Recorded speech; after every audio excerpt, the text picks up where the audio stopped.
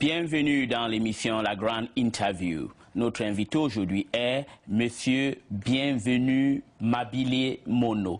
Il est le secrétaire général du Mouvement pour l'unité et le développement du Congo, abrégé MUDC. Monsieur Mabile Mono, soyez les bienvenus dans notre émission aujourd'hui. Merci, Monsieur Smith. D'accord, moi, c'est la première fois que je vous rencontre ou que je vous vois, mais votre nom est partout. Alors, vous êtes le nouveau opposant du régime de Brazzaville ou vous êtes quelqu'un qui cache quelque chose? Vous représentez qui? Donc, tout d'abord, merci à Télésud pour cette invitation.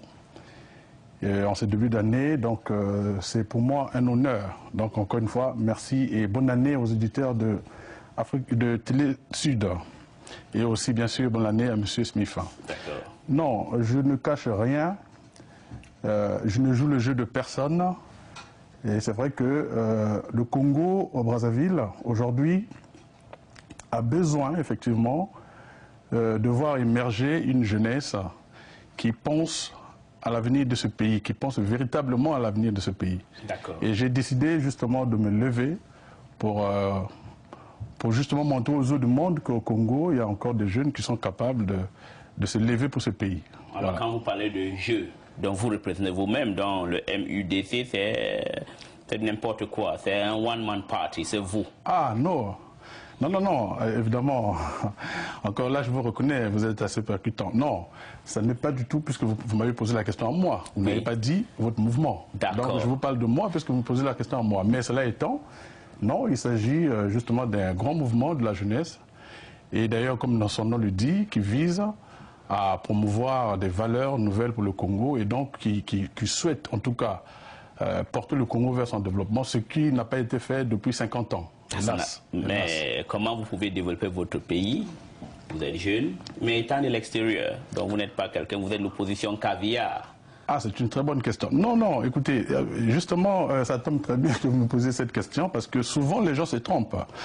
Vous savez, dans une dictature, comme c'est le cas aujourd'hui dans mon pays, que le Congo-Brazzaville. Quelle dictature? Il y a eu les élections au Congo-Brazzaville. Nzong Mathias, l'adversaire principal de M. Sassou, était au Congo et il est au Congo. Général Ngolondele Mongo, qui est aussi un opposant. Tout le monde était là, mais vous n'étiez pas là. De quelle dictature vous parlez? Bon, à ma connaissance, M. Nzong Mathias n'est pas allé jusqu'au bout, donc n'est pas allé aux élections. Ni M. Ngolondele dont vous parlez. Ça veut dire que pour moi, Sassou est parti aux élections tout seul. Attendez, écoutez. Donc, pour moi, il n'y a pas eu du tout une élection libre et ouverte à tous. Mais pourquoi? Nzong Mathias est parti au Congo aux élections, il est sorti 4e. Non, il n'est pas. Non, il a été aux élections au Congo-Brazzaville. Ce que je veux vous dire, c'est que, encore une fois, je fais la promotion de personne. Oui. Je parle de moi. Oui. D'accord. Oui. Pour moi, aujourd'hui, je vous le dis très franchement, encore une fois, sans rentrer dans une querelle une sorte de querelle de génération ou de génération. Voilà. Oui. Pour moi, aujourd'hui, il ne faut pas se voiler la face. Que ce soit M. Sassou, M. Nzong Mathias ou bien d'autres, pour moi, ils font exactement le même jeu. Parce que depuis 50 ans, comme je vous ai dit, ce sont les mêmes qui sont à la tête du Congo et le Congo n'a pas avancé. D'accord. Bon, maintenant, c'est vrai qu'on peut dire ce que l'on veut. Oui. Encore une fois, M. Sassou est parti aux élections tout seul. Voilà. Donc moi, je dis que je souhaite que les jeunes Congolais comprennent qu'aujourd'hui, en tout cas, l'heure est venue pour eux de commencer à prendre vraiment les choses en main, parce que la vérité, c'est quoi? C'est qu'en Afrique, vous savez, on peut penser être un peu fort jusqu'à 50 ans, 55 ans. Mais aujourd'hui, quand vous prenez les gens comme le M. Nzong Mathias dont vous parlez, c'est des gens qui ont 60 ans passés. Dans 7 ans, il aura 70 ans. Là, Sassou s'est installé à nouveau pour 7 ans, s'il y arrive jusqu'au bout. Et pour moi, je considère qu'aujourd'hui, il faut penser déjà à prévoir l'avenir. Donc je ne pense plus le Congo avec ces gens-là. Alors, qu'est-ce qui fait la différence de votre mouvement et, par exemple, les mouvements établis, qu'au moins, s'ils ont le mérite d'être au Congo pour s'opposer au système, voilà. Mais vous êtes en France. Tout à l'heure, vous m'avez interrompu. À 6000 km. Oui. Ben, juste moi, je vais vous reprendre. Vous m'avez interrompu tout à l'heure. Vous savez, donc je disais, dans une dictature, il est souvent plus intelligent d'ailleurs de prendre ses marques un peu au loin. Parce que la dictature cette manie que tout le monde connaît, c'est d'écraser ceux qui peuvent s'avérer être dangereux même pour l'avenir. Donc, ils repèrent les gens et on les élimine très vite. Alors, donc moi, déjà, je n'entends pas me faire éliminer très vite, parce que moi, je tiens vraiment à mener le combat jusqu'au bout.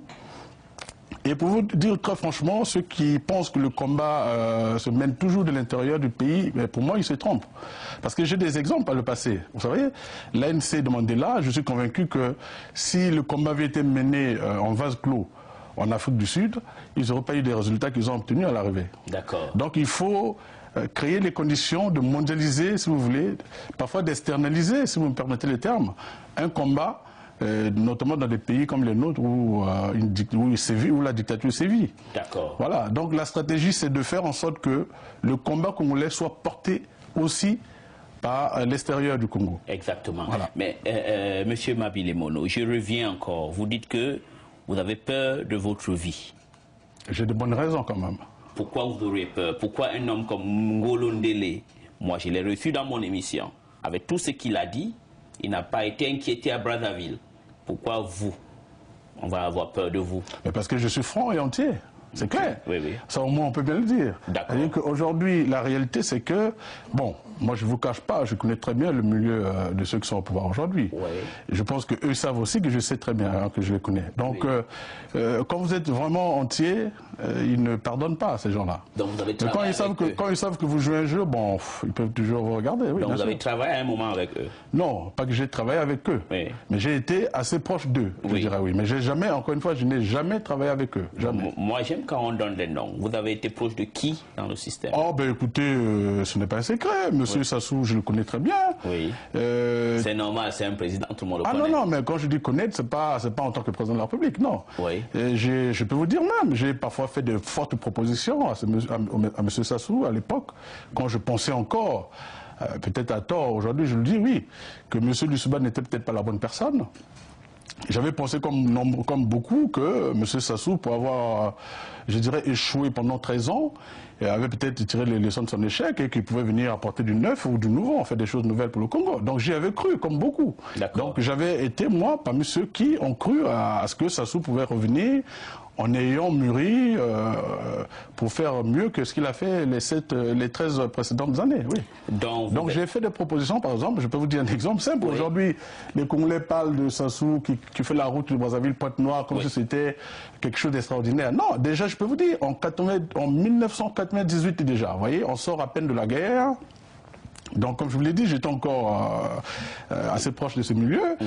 J'ai formulé des propositions qui, à mon sens, étaient essentielles. Je disais, le Congo, venant de sortir d'une guerre, il était important de créer les conditions de la reconstruction de ce pays. Oui. Et pour moi, c'était très simple, c'était de faire financer la reconstruction du Congo par les grosses sociétés qui sont installées au Congo. Oui. Donc, j'avais proposé, en tout cas avec un schéma bien classique, que, bon, écoutez, le poumon pour moi aujourd'hui du Congo, qui a toujours été un pays de transit, c'est de construire la route Brazzaville-Pointe-Noire. Et ça, c'est bientôt fini. En tant qu'autoroute, attention, je ne parle pas d'une petite route à 2 voies, non, je parle d'autoroute à 6 voies, 3 dans un sens, 3 dans l'autre.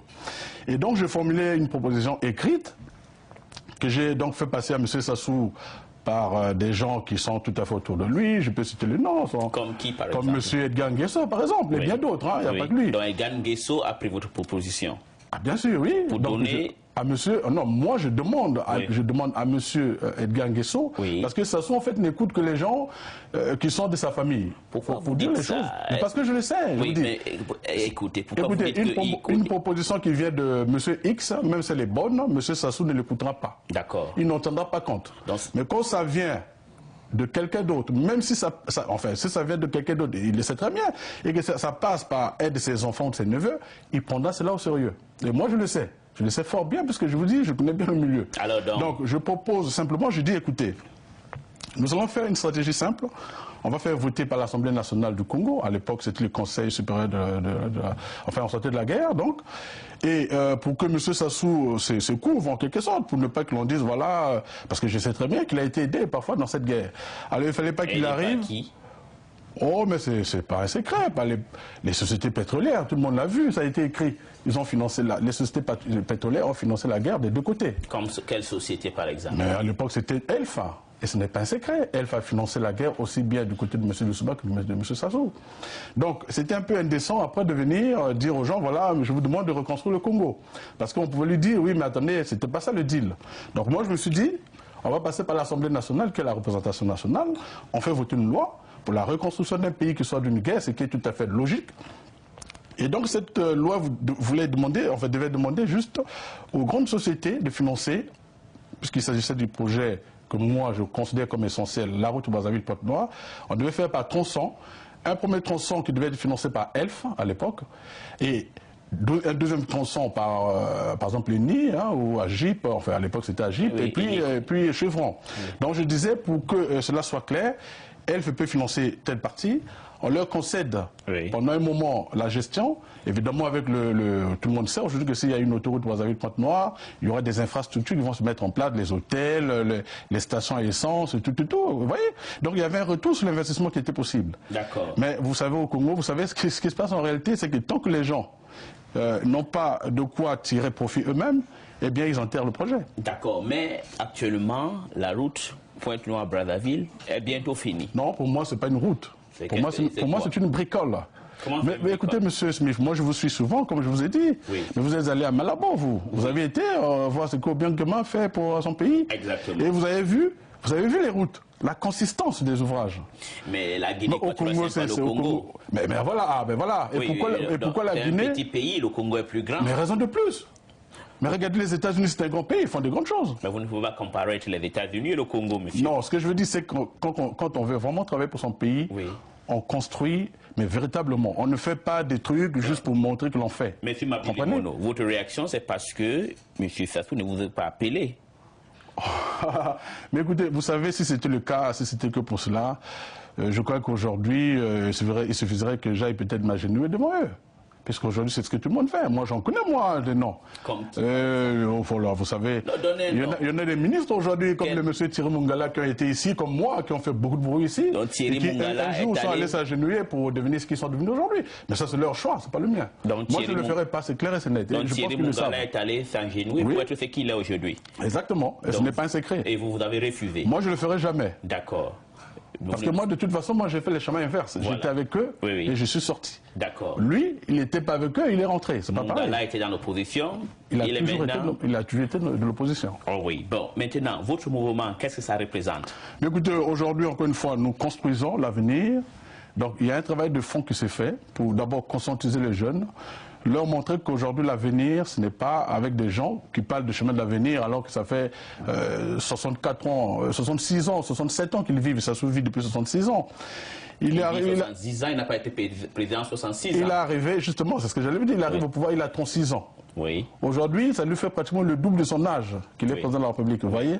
Il n'a jamais rien fait. Et il vient parler d'avenir aujourd'hui, vous mais quand il était à 36 ans, il n'est pas devenu, il avait d'autres responsabilités. Mais si, il était président de la République à 36 ans. À 36 ans. En 79, oui. En 79. Oui, et il n'a jamais rien fait pour le Congo. Et aujourd'hui, à 67 ans bientôt, il parle d'avenir. Vous croyez, vous prenez ça en sérieux? Il n'a rien fait pour le Congo. Mais parce que ça se voit. Il suffit d'aller sur place pour voir que, écoutez, regardez, la Guinée équatoriale vient de découvrir son pétrole il n'y a pas longtemps. Vous savez, depuis quand le Congo est producteur de pétrole? Depuis 72. Oui, mais vous savez très bien aussi, ça fait un moment quand même, les deals de pétrole, les compagnies qui exploitent ont 80% ou 95% et les pays qu'on exploite ont seulement 5%. Moi vous savez, ça c'est une fausse excuse. Pour moi, vous dites bien 20%, bon, s'ils ont 80%, déjà c'est pas ça. En tout cas, c'est un tiers. Donc nous, aujourd'hui, nous avons un tiers de la part du pétrole qui nous revient. Mais moi, je crois sincèrement qu'avec une population de moins de 4 millions d'habitants, avec le tiers qui nous revient. Si Sassou avait envie vraiment de faire des choses, il ferait des grandes choses. Or, le problème, c'est quoi? C'est que M. Sassou, justement... Mais écoutez, je vous ai dit, j'étais dans le milieu, je sais. Hein, vous savez qu'au sortir de la guerre, bon, les choses se passent, ELF est dissoute, et ça devient total. Dans la foulée, le Congo crée sa propre compagnie nationale qu'on appelle la SNPC. Et vous savez pour quelle raison? Moi, j'étais dans le milieu. Écoutez-moi bien, et que les Congolais entendent, hein, c'était pour l'autonomie financière du chef. Quel chef? Ça n'a jamais été pour l'autonomie financière du Congo. Hein. Donc vous voulez dire que la SNPC a été créée pour donner une autonomie financière à Sassou Nguesso. Pourquoi vous dites ça? Parce que... Quelle preuve avez-vous? Je parle là, le monde entier m'entend. Et si Sassou peut démentir, qu'il démente. Je vous dis, encore une fois, les mots qui étaient utilisés étaient encore plus graves. Sassou disait clairement qu'il ne veut pas créer de deuxième Mungunga au Congo. Mungunga, c'est quelqu'un qui a eu à voler beaucoup d'argent sur le Souba, qui a fait beaucoup de mal au Congo, parce qu'aujourd'hui, justement, ce que nous vivons, c'est un peu en partie à cause de ce monsieur. Parce que lui, quand il arrive, je ne sais pas si c'était une fausse ou une vraie lettre qui a circulé. Et moi, à l'époque, j'étais donc du camp de Sassou.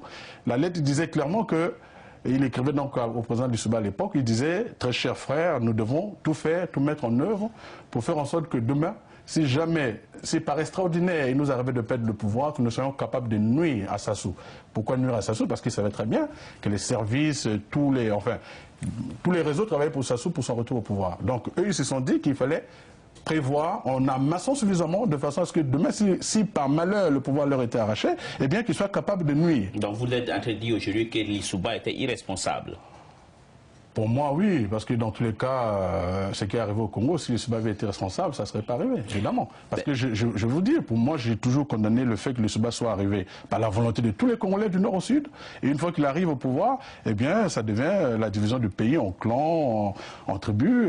Voilà, c'était pas ça l'objet de la conférence nationale. Là. Mais M. Mabile, depuis que vous parlez là, je n'ai pas vu quelque chose d'extraordinaire que vous avez dit que M. Sassou a fait. Il conçut des routes, il y a des hôpitaux qui sont au Congo. Qu'est-ce que vous voulez de plus? Moi, je vous dis, Sassou fait des bricoles au Congo, il ne fait pas des routes. Vous allez à Brazzaville, et d'ailleurs, je pense que vous en avez parfois l'occasion. On construit une route aussi, vous arrivez, elle est là. Revenez à Brazzaville dans les 2 mois qui suivent.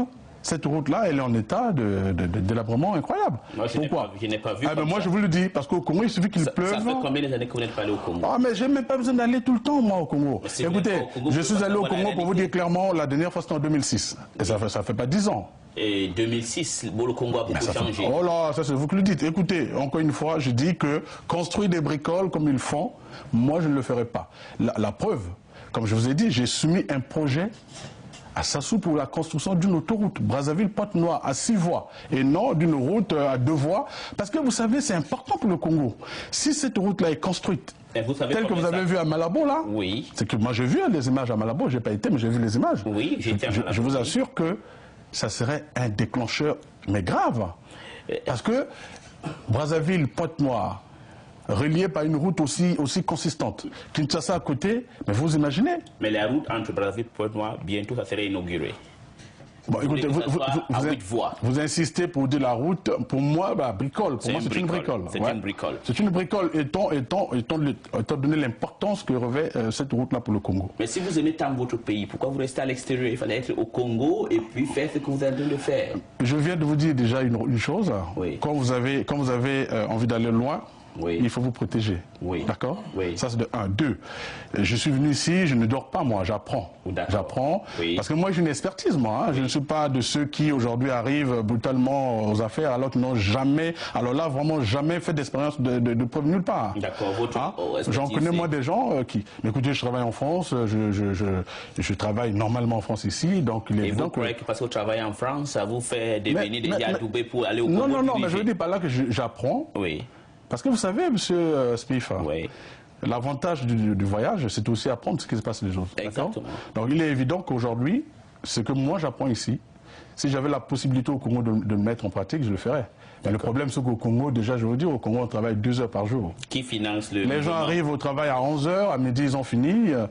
Ça, vous le savez très bien. Quand vous descendez, ils sont tous dans les Nganda, ce qu'on appelle vulgairement les Nganda chez nous. Ils ne travaillent pas chez nous, et ça se le sait. Monsieur Mabile Mono, on ne vous comprend pas tout, mais qui finance votre mouvement? Qui finance? Écoutez, vous savez, les financements... Les impérialistes qui veulent déstabiliser le pays. Pas du tout, pas du tout. De toutes les façons, un mouvement, lorsqu'il se construit, crée les conditions pour vraiment se construire. Aujourd'hui, nous avons des cotisations. Contrairement à beaucoup, parce qu'au Congo, je peux vous dire qu'aucun parti politique au Congo ne se finance par des cotisations des adhérents. Aucun. Parce que le PCT, dont j'ai été moi-même membre, le PCT de M. Sassou, chaque fois qu'il y a un congrès, on attend que Sassou envoie l'argent. C'est l'argent du Congo. Vous êtes un ancien communiste ou vous êtes non, j'ai jamais été communiste. C'était parti congolais de travail. J'ai jamais été communiste, je suis un jeune réformateur. Parce qu'à l'époque, de toutes les façons, c'était le seul parti. Donc tout le monde rentrait dans le même moule. Mais ça ne voulait pas dire que tout le monde avait les mêmes idées. Non. Oui. Moi, déjà pour vous dire clairement, moi j'ai toujours étudié en France. Donc rien que pour ça, déjà, je n'ai pas une idéologie marxiste en moi. Aujourd'hui, le marxisme, c'est ça. Vous savez, au Congo, 90% de ceux qui dirigent le Congo aujourd'hui sortent d'écoles russes. Tous, hein, 90%. Et ça fait quoi? Mais évidemment, on voit les résultats. Vous voyez l'économie au Congo, à quoi ça ressemble là? Un pays, aujourd'hui, ils courent tous derrière le statut de PPT. Vous imaginez un peu ce que c'est même honteux. Pour un pays qui engrange autant d'argent. Aujourd'hui, tout est arrêté pour attendre qu'on leur accorde un statut. Et d'ailleurs, je souhaiterais, et si M. Strauss-Kahn m'entend, et d'ailleurs, moi, je lui ai écrit souvent, d'ailleurs, pour lui demander justement de ne pas leur donner ces statuts-là. Parce qu'aujourd'hui, je constate que plus on les fait attendre, plus les Africains se mettent au pas et travaillent. C'est le sentiment que j'ai. Parmi les gens qui sabotent tout le travail. Non, je ne sabote pas, au contraire, parce que pour moi, encore une fois, vous contactez Strauss-Kahn je ne suis pas pour l'assistanat. Le Congo, et je pense que même la France, les États-Unis, Strauss-Kahn, qui est le président de FMI, le directeur général de FMI, ou même le président de la Banque mondiale, tout le monde sait très bien que le Congo a beaucoup plus d'argent que ce qu'il prétend chercher aujourd'hui avec le FMI. Le Congo a beaucoup d'argent. Mais le gouvernement du Congo lutte contre la corruption aussi. Ah, vous savez, le meilleur moyen de lutter contre la corruption, c'est déjà de montrer l'exemple. Commencer par soi-même montrer l'exemple. Aujourd'hui, la plus grande corruption jamais organisée au Congo, vous savez c'est quoi? C'est lorsque M. Sassou, justement, pour créer son autonomie financière, crée la SNPC. Ensuite, il bloque l'audit de KPMG qui avait été diligenté par la Banque mondiale. Pendant très longtemps, ils ont tergiversé. Ensuite, ils trouvent une astuce, ils créent la Cotrade. En ce moment-là, ils ouvrent les vannes et on peut auditer la SNPC. Et la Cotrade, à côté, c'est une institution à part entière qui, en fait, ne regroupait que Sassou et son fils. Il n'y avait personne d'autre qui connaissait ce qui se passait. Donc, l'argent du Congo, la vente du pétrole, ça se fait par la Cotrade entre Sassou et son fils. Ensuite, les deux se retrouvent pour faire une répartition. Voilà, bon, alors ça, tu mets là au trésor, ça, tu mets dans ton compte là, là, tu mets... Voilà comment ça se passait. Aujourd'hui, la preuve, la Banque mondiale a frappé pour dire il faut arrêter cette histoire. Non, c'est le président qui a décidé d'arrêter la Cotrade. Il a été... c'est une injonction de la Banque mondiale et du FMI. Parce que, encore une fois, comme ils courent derrière le statut PPT depuis 10 ans, et c'est pour ça que je vous dis, je souhaiterais qu'on ne leur accorde pas ces statuts parce que ça les met au pas. Vous êtes avec les gens proches de Sassou qui financent les programmes de sabotage du système qui profitent, c'est ça? Pour moi, ça ne profite pas aux Congolais. Parce que pour moi, là où se cache l'argent du Congo aujourd'hui, Sassou le sait, son fils, Christelle Sassou, le sait aussi, la Banque mondiale le sait, le FMI le sait. Pourquoi? Parce que le système bancaire, tout le monde le sait. Ce n'est pas les Congolais qui le contrôlent, le système bancaire. Donc aujourd'hui, les gens savent très bien où ils ont planqué l'argent du Congo. Ce n'est pas un secret, il y a une bonne partie qui est au Maroc. Et il y a une autre bonne partie qui est en Chine. Cet argent-là, sur leur fonds revenu au Congo, je vous assure que... Vous avez dit que le Maroc, c'est là où on cache l'argent du Congo et la Chine. Mais écoutez, et ça, tous les Congolais le savent. Si vous voyez bien, chaque fois, au moins 2 ou 3 fois par mois, M. Okemba, Jean-Dominique, fait le déplacement vers le Maroc parce qu'il faut aller prendre l'argent. M. Okemba, Dominique, c'est qui? C'est celui qu'on appelle vulgairement le vice-président du Congo, c'est le neveu de M. Sassou. Donc c'est lui qui porte le sac de Sassou pour aller garder l'argent au Maroc? En tout cas, c'est lui qui sait très bien où il cache l'argent du Congo. Oui, il y a lui, il y a Kiki, là, en fait, M. Christelle Sassou, et puis il y a Sassou lui-même. Les autres, ce sont que des pantins, bien sûr. Et il y a des gens qui ont profité un peu du système, mais bon, mais le plus gros, c'est quand même... Par exemple? Oh, ils sont nombreux. M. Jean-Denis Toit, pour avoir été longtemps dans les rouages de la SNPC, il sait exactement comment ça se passe, beaucoup d'autres. Mais sinon, bon, enfin, la réalité, c'est que le gros lot du Congo se trouve entre ces 3 personnes-là, oui, Sassou, son fils Christelle et M. Okemba. D'accord. Mais le mouvement, le MUDC, c'est une tendance de l'opposition. Vous êtes beaucoup ici en France et au Congo. Pourquoi vous ne pouvez pas vous entendre?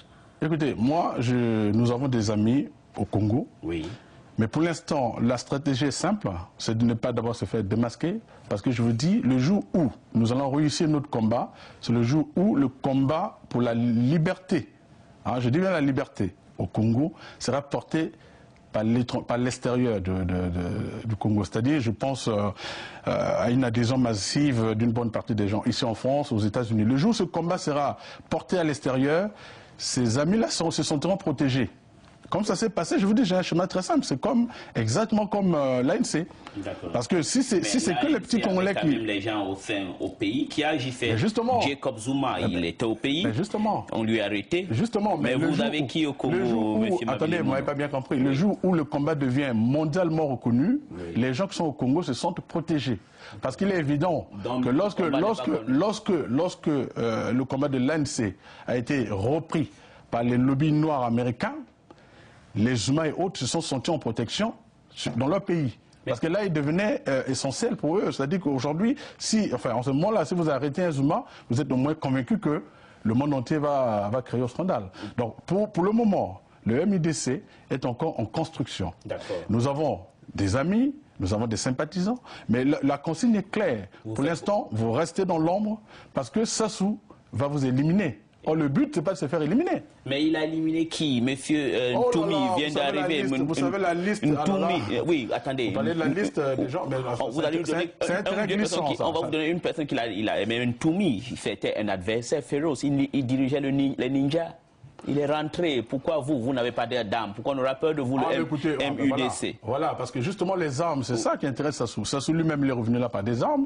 Sassou n'est pas redevenu président par une élection, c'est les armes.